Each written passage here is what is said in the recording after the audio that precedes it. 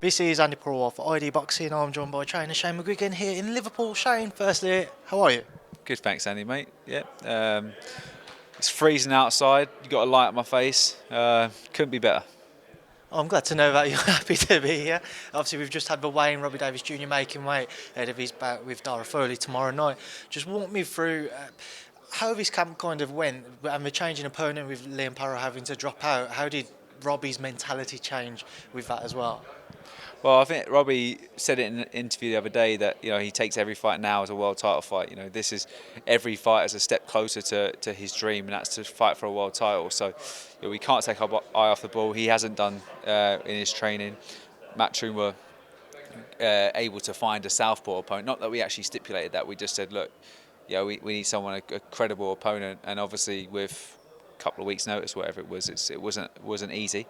But yeah, credit to Foley for stepping in, and he always comes to fight. So we're not in for an easy night. It's going to be, with Liam Parrow, it was going to be a very skillful operator, a guy that's got good step back, got good combinations and great feet. Whereas Foley's unorthodox. He wings punches. He's southpaw as well. So there's a lot of awkward shots that he throws, and it's not going to be a straightforward fight at all. What exactly does Robbie have to do to overcome then Foley, and on such short notice, how does that affect your game, not your game plan, but obviously the end of camp and keeping his mindset in the right track that, it's not Liam Parrow, but he's still got to get the job done? Well, we didn't change the sparring. The sparring was the same people, so and it was just like just keep going. Obviously, stylistically, tactically, we'll have to change the game plan a little bit. But these fighters, they fall into patterns anyway. A lot of fighters fall into patterns, and it's up to them within the 36 minutes to go and actually dissect who's in front of you and concentrate and zone in. And I think that's something that we've been working on, not letting Robbie's mind wander and just going back to old ways and just trying to muscle things. It's about it's about being disciplined at the top level. You've got to be disciplined, and you've got to stick to the right strategy and how to fight. Especially him being 33 years of age as well. He's got a lot. He's got miles on the clock in the sense of his body. He's done a lot of hard training camps and stuff like that. So it's managing that and managing his performances basically throughout camp to make sure we peak. And luckily, the date didn't change. It stayed the same, and we were working towards this date. Have you had any confirmation from Matchroom that provided Robbie successful on Saturday, they'll revisit the Liam Parrow fight, or have any other names they've thrown to you?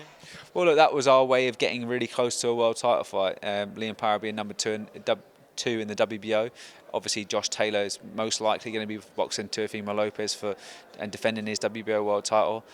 If Lopez wins, I'm sure he would box Liam Parrow.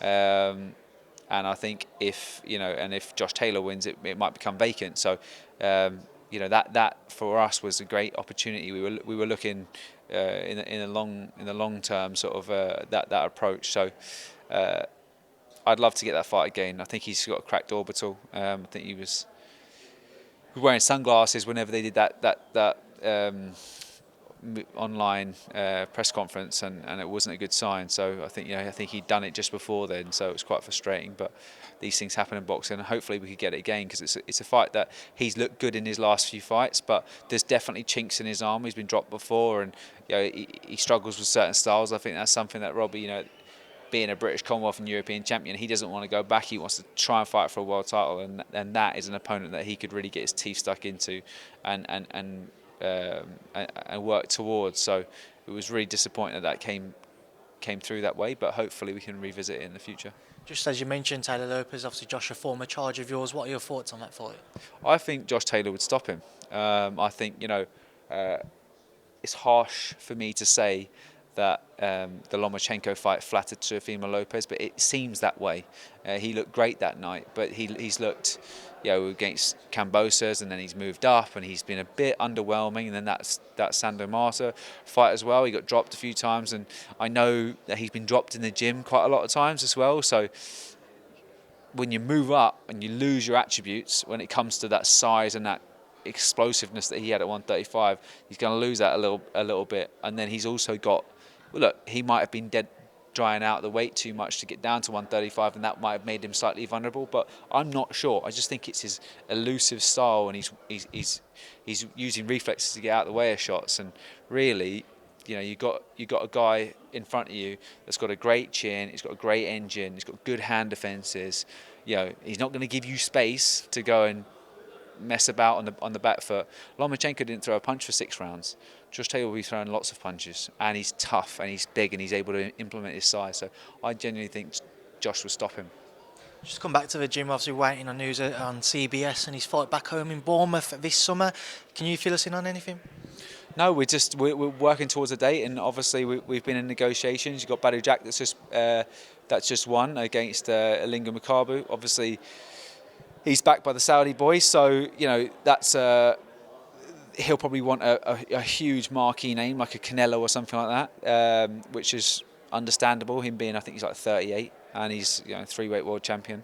So for us, it's working towards J-Up Teo's got a mandatory of Mastanek, Gulamarian, and obviously Lawrence Okolie as well, who's a former charger myself, who I don't really want that fight to go ahead.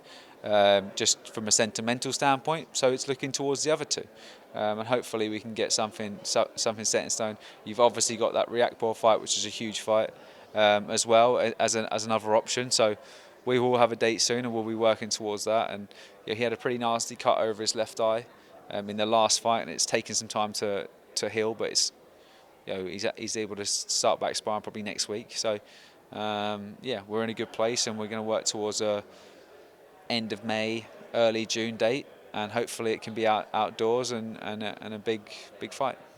As you've just said there, your preference would be not to have to face Lawrence Okolie as a former charger, and I know you left things on very good terms at that as well. But what did you make of his link up with Sugar Hill? Yeah, I think Sugar is in Florida. He's transportable. He has Tyson Fury. He boxes once or twice a year. And he's got Ben Whittaker, who boxes once or twice a year. Sorry, he's not constantly in a training camp working around a load of fighters that are active. He's and also Lawrence with his days in Dubai, he can do as many days as he wants in Florida, and plus it's a nice bit of scenery. So stylistically, it looks good on paper, but I'm not sure if it will be that good of a link-up, because Lawrence is not a style that you can just say, do this. He has to flow, and being up on the back foot with your heel off the ground, your leg facing forward, it slows your feet down. And one of the most important things for Lawrence is his step back. And once I worked really hard for 3 years on getting him to adjust his feet, and then also finding that range so he's not overshooting the right hand. He's not landing the jab hard and killing the right hand from distance. He's touching the jab to fire the right hand through. So, Sugar does a lot of work on the one pad, which is a good thing. But he's nailed in on that back leg, and that in itself is going to slow the feet down.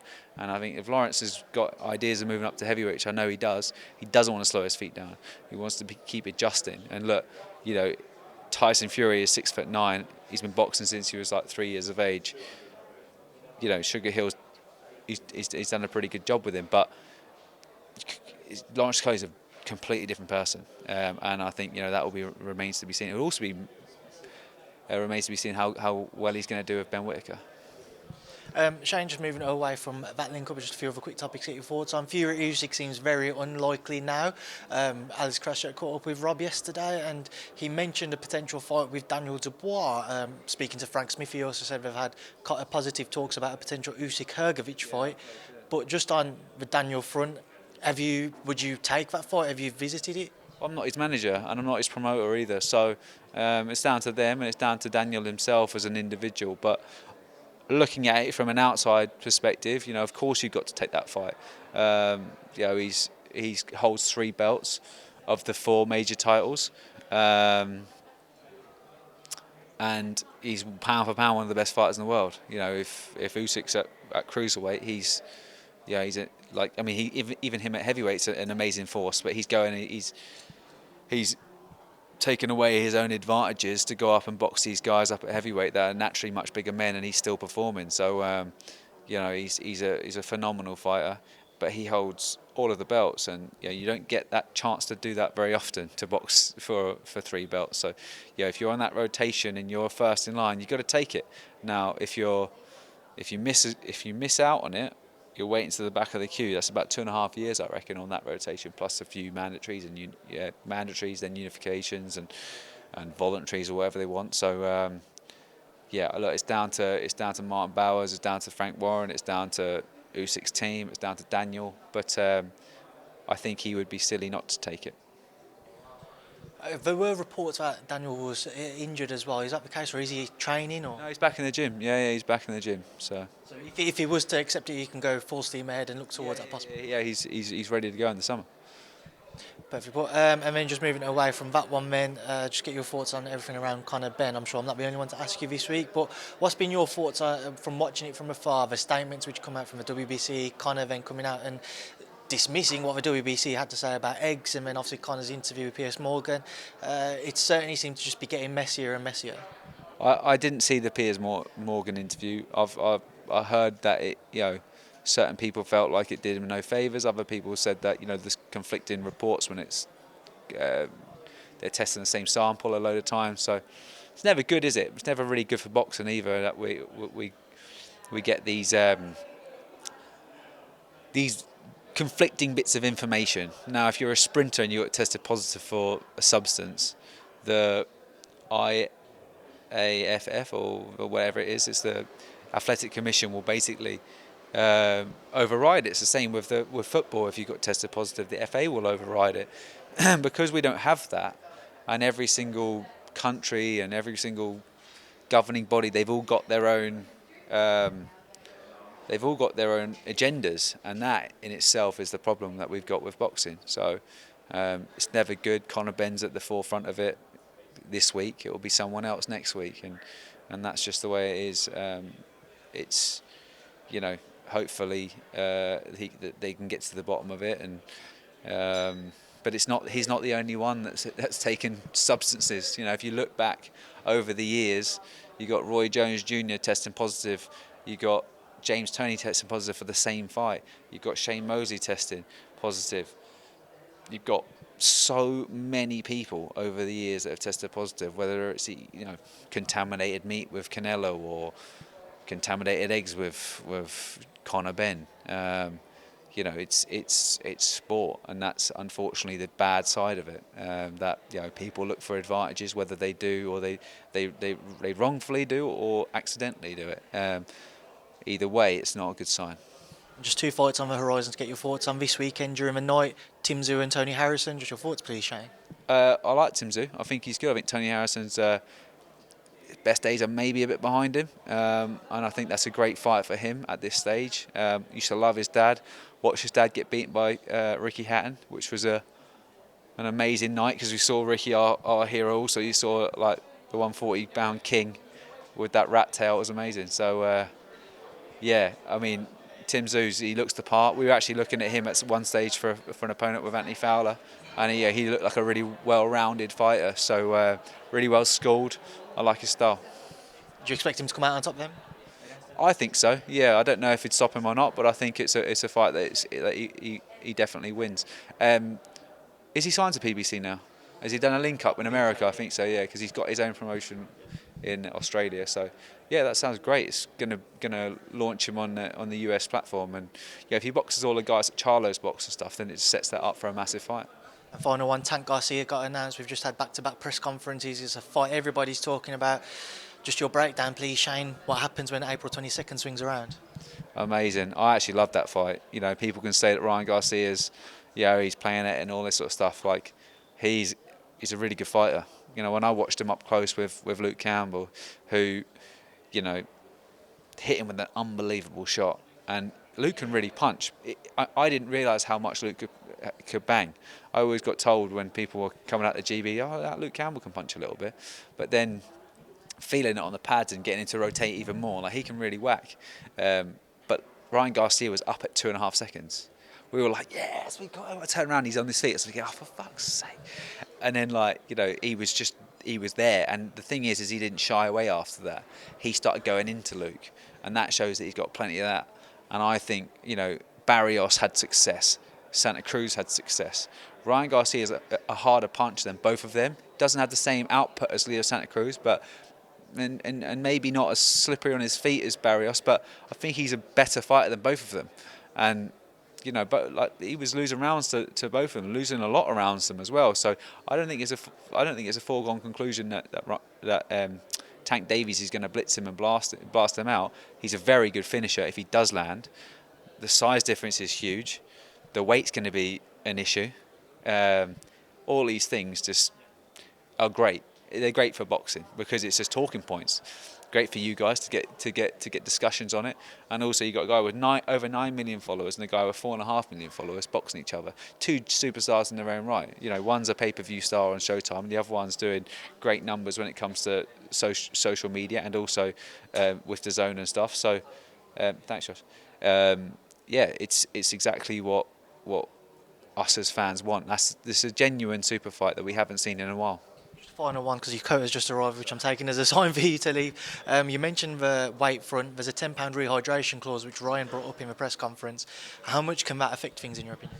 Well, I'll give people a bit of an insight. We did a weight check when we got to the arena for Luke Campbell versus Ryan Garcia, and Ryan Garcia was 143 pounds with his clothes on. So I don't know if he's not one of these guys that. I mean, Luke Campbell was 148. And he had no trainers on, so he just had his tracky bottoms on and a t-shirt on. So I saw that as a positive. I thought, oh, fucking great. You know, he's might have overcooked the training, but he's just one of those slight young guys that doesn't really fluctuate on weight. And I think, you know, I don't think the weight's going to be much of an issue. It would be interesting to see how much Tank Davies puts on, because he's got one of them physiques that's muscle bound and muscle swells, whereas, you know, when you're tall in that frame, look at Ryan Garcia's legs, they're like that. I know he's thickened out a little bit since he had that little layoff, but like he just probably got a bit thicker as he's got older, but he won't be swelling the way Tank Davies will, so it might be as much of a hindrance to Tank Davies as it is for Ryan Garcia. So yeah, either way, another talking point. Right, Shane, I'll leave you now to catch up with the team. Thanks for speaking to me, and I'll see you later. Cheers, Andy. Thanks. Chess tonight? Yes, let's do it. You got your. Okay, let's do it.